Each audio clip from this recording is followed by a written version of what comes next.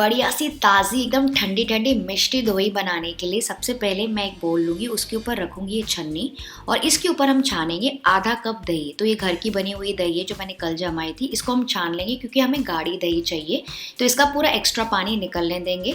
आपको चाहिए तो आप इसके बदले कपड़ा भी यूज़ कर सकते हैं। इसको साइड में हम रख देंगे। नेक्स्ट यहाँ पे मैंने हैवी बॉटम बर्तन में मैं यहाँ पे बॉईल कर रही हूँ 1 लीटर दूध। तो यहाँ पे मैं रेगुलर दूध यूज़ कर रही हूँ जो कि मेरे घर में आता है। तो ये पैकेट वाला दूध है, ये फुल फैट दूध नहीं है। तो फ्रेंड्स, अगर आपको आपकी जो मिष्टी दोई है और भी ज़्यादा गाढ़ी, क्रीमी और एकदम मज़े की बनानी है तो आप यहाँ पे फुल फैट दूध यूज़ कर सकते हैं। वैसे मैंने इस पैकेट वाले दूध से भी बनाया तो बहुत ही अच्छे रिजल्ट्स आए, तो वही मैं आपके साथ शेयर करना चाहती हूँ। तो आप चाहें तो यहाँ पे फुल फैट दूध भी यूज़ कर सकते हैं। तो इसमें अच्छा सा बॉईल आने का वेट करेंगे। जैसे इसमें एक बॉईल आ जाएगा, गैस का फ्लेम लो मीडियम रखेंगे और इसको लगातार और बॉईल होने देंगे करीबन 2 से 3 मिनट के लिए, या फिर जब तक दूध ना हल्का सा गाढ़ा ना हो जाए। मतलब बहुत गाढ़ा नहीं करना है, उसको थोड़ा सा रिड्यूस करना है।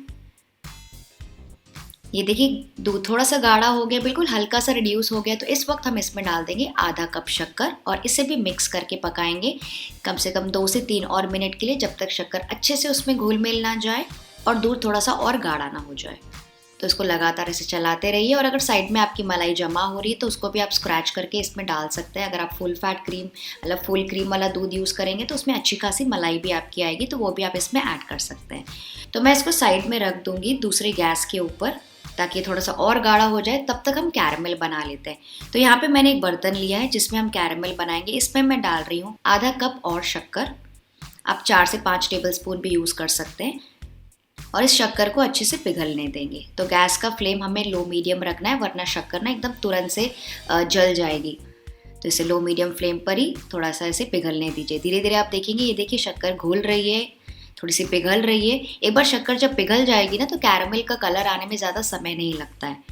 तो ये देखिए शक्कर थोड़ी थोड़ी घुल रही है और साइड से जो कलर आ रहा है ना कैरमल का, हमको बिल्कुल वैसा ही कलर चाहिए। तो इसको थोड़ा सा ऐसे चला लीजिए बीच में। वैसे तो कैरमल को ज़्यादा चलाते नहीं है, लेकिन क्योंकि हम इसको वैसे भी दूध में मिक्स करने वाले हैं तो इसको थोड़ा सा ऐसे मिक्स कर लीजिए। जब शक्कर घुल जाएगी ना तो धीरे धीरे आपको ये कैरमल कलर भी मिल जाएगा। ये देखिए एकदम परफेक्ट कैरमल तैयार हो गया। ये देखिए बहुत ज़्यादा नहीं कुक करना है, वरना ये एकदम डार्क हो जाएगा और उसका टेस्ट चेंज हो जाएगा। ये देखिए ऐसा, ये हमारा कैरमल तैयार हो गया है। अब दूध को वापस से हम चला लेंगे। तो मैंने पीछे गैस पे रख दिया था, इसको वापस से यहाँ पे मैं रख रही हूँ लो फ्लेम पर और इसमें अब थोड़ा थोड़ा करके कैरमल डालते जाएंगे।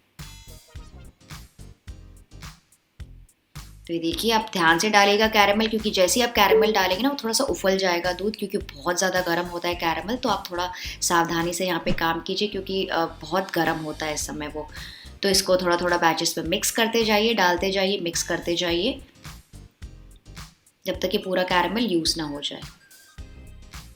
तो बस इसको ऐसे मिक्स करते जाइए पूरा कैरमल डाल के। ये देखिए कितना बढ़िया कैरमल का कलर, मतलब वो मिष्टी दोई में जो कलर आता है ना वो कैरमल का ही कलर होता है। एकदम हल्का सा लाइट गोल्डन, नॉट गोल्डन, एकदम ब्राउन कलर का दूध ऐसे तैयार हो गया है बिकॉज ऑफ द कैरमल।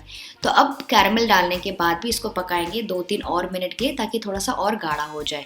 क्योंकि मेरे केस में जैसे कि मैंने आपको बताया कि मैं पैकेट वाला दूध यूज़ करूँ, इसलिए थोड़ा ज़्यादा समय लग रहा है। तो बस ये देखिए गाढ़ा दूध तैयार हो गया कैरमल के साथ। गैस का फ्लेम ऑफ कर देंगे और इसको रख देंगे ठंडा होने के लिए। ठंडा होने के लिए मतलब इसको कम्प्लीटली ठंडा नहीं करना है, इसको ल्यूक वार्म करना है। मतलब नॉर्मली एकदम कुनकुना दूध रखना है जिसमें नॉर्मली आप दही जमाते हैं। तो चलिए आप दही भी चेक कर लेते हैं। देखिए इसका काफ़ी सारा पानी निकल गया है। देखिए कितना सारा पानी छूट गया। अब हमको गाढ़ी दही मिल गई है। इसको एक बोल में ट्रांसफ़र कर लेंगे और इसको अच्छे से मिक्स कर लेंगे। तो इसको ऐसे छोटे विस्क के साथ ऐसे विस्क कर लीजिए। मतलब कोई भी इसमें लम्प्स नहीं होने चाहिए बेसिकली। तो अच्छे से इसको ऐसे मिक्स कर लीजिए। और अब जो दूध है ना वो भी एकदम ल्यूक वार्म, मतलब क्या मैं बोलना चाहती हूँ, एकदम वार्म टेम्परेचर, मतलब जैसे आप छू सकते हैं ना वैसा एकदम हल्का कुनकुना गर्म दूध आ गया है, उस टेम्परेचर पे आ गया। तो इसको दूध को थोड़ा थोड़ा ऐड करते जाएंगे और इसको लगातार ऐसे दही के साथ मिक्स करते जाएंगे। तो इसको ऐसे विस्क करते जाइए। आप यहाँ पे विस्क यूज़ कर सकते हैं या फिर लकड़ी का मंजड़ा भी यूज़ कर सकते हैं या फिर फॉक भी यूज़ कर सकते हैं। तो ये देखिए पूरा अच्छे से मिक्स हो गया है, क्योंकि ऊपर थोड़ी थोड़ी झाग आ रही है तो उसे पता चल गया है कि एकदम अच्छी तरीके से मिक्स हो गया है।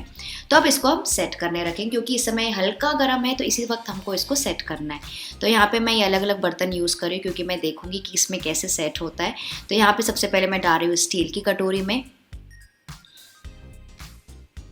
नेक्स्ट मैं डाल रही हूँ यहाँ पे ये मिट्टी के कुल्हड़ में। ये मैं लेके आई थी एक्चुअली तंदूरी चाय के लिए, तो वो मेरे पास थे तो मैं वो यूज़ करी क्योंकि इसमें अच्छे से सेट हो जाते हैं। तो इस कुल्हड़ में सारे मिट्टी के बर्तनों में भी डाल दीजिए और फिर बाकी का बचा हुआ मिक्सचर मैं डाल रही हूँ इस बर्तन में। ये मड पॉट नहीं है एक्चुअली, बस इसका मड लुक है। ये है प्लास्टिक का ही, प्लास्टिक या किसी तो भी फैब्रिक का है। इसमें मैं बाकी का मिक्सचर डाल रही हूँ। अब इसको ढक कर सेट होने के लिए रख देंगे। कोई भी गर्म प्लेस में, एकदम गर्म प्लेस में, ऐसा नहीं कि एकदम गर्मा गर्म प्लेस है, मतलब किचन के कॉर्नर में जहाँ पे नॉर्मली आप दही जमाते हैं, 8 से 10 घंटों के लिए एटलीस्ट इसको साइड में रख देंगे ढक के। तो मैंने इसे ओवरनाइट के लिए रख दिया था। तो मैं आपको हटा के दिखाती हूँ। ये देखिए जो दही है ना एकदम अच्छी तरीके से सेट हो गई है। मैं आपको दिखाती हूँ, ये वाला कुल्हड़ उठा के देखिए, जब मैं उल्टा कर रही हूँ तो निकल नहीं रहा है, इसका मतलब अच्छे से सेट हो गया है। और इसका जितना भी एक्स्ट्रा मॉइस्चर था ना, जो भी पानी है वो कुल्हड़ ने सोख लिया है। देखिए काफ़ी गीला लग रहा है ये। तो ये अच्छे से सेट हो गए हैं, लेकिन इसको अभी हमें करना है ठंडा, जो कि आता है सबसे इम्पॉर्टेंट स्टेप। ये देखिए मैं आपको स्टील वाला भी दिखा देती हूँ और ये वाला बर्तन भी दिखा रही हूँ। काफ़ी अच्छे से सेट हो गए सारे बोल्स में। तो अब हमें इसे ठंडा करना है। तो इसको फ्रिज में सेट होने के लिए रख देंगे, मतलब ठंडा होने के लिए रख देंगे कम से कम 3 से 4 घंटों के लिए। तो ये देखिए फ्रिज से निकाल के मैं आपको दिखाती हूँ, एकदम अच्छे से सेट हो गया है। बिल्कुल ऐसे ही ठंडी एकदम मिष्टी दोई हमें चाहिए फ्रेंड्स, तो ही तो खाने का मज़ा आएगा। तो अब मैं इसको आपको काट के भी दिखाती हूँ, लेकिन फ्रेंड्स उससे पहले अगर आपको मेरे वीडियोस अच्छे लगते हैं तो इसे प्लीज़ प्लीज़ प्लीज़ लाइक ज़रूर कीजिए और शेयर भी कीजिए अपने दोस्तों के साथ। एंड मेरे चैनल को भी सब्सक्राइब कर लीजिए और ऐसी अच्छी अच्छी रेसिपीज़ देखने के लिए। तो चलिए मैं आपको काट के दिखाती हूँ। तो सबसे पहले मैं आपको कुल्हड़ वाला दिखाती हूँ काट के।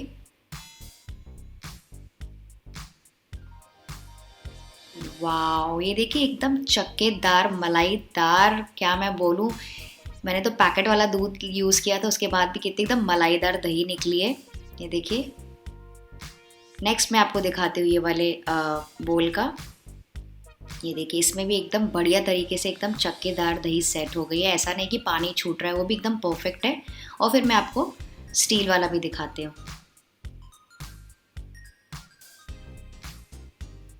ये देखिए इसमें से भी एकदम परफेक्टली दही एकदम चक्केदार मलाईदार मिष्टी दही रेडी हो गई है। तो बस फ्रेंड्स ये थी मेरी आज की बिल्कुल आसान सी रेसिपी। आप इसे एंजॉय कीजिए, एकदम ठंडा ठंडा, फ्रिज में रखना मत भूलिएगा, एकदम अच्छे से चिल्ड करके खाइएगा तो ही मिष्टी दोई का मजा आएगा। तो फ्रेंड्स मैं आपसे मिलती हूँ अगली रेसिपी के साथ, तब तक आप सब अपना ख्याल रखिएगा। Bye bye.